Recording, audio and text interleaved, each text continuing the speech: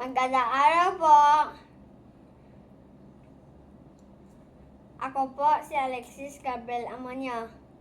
Ang pamagat na aking gawain ay palalahad ng sariling na kailangan. Ang aking mga kailangan ay pagkain,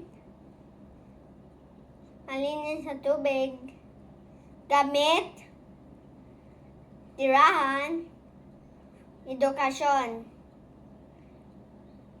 malaga, ito sa aking dahil nakatulong na ito upang maging malusog, ligtas, at nakaaral ng mabuti. Maraming salamat po.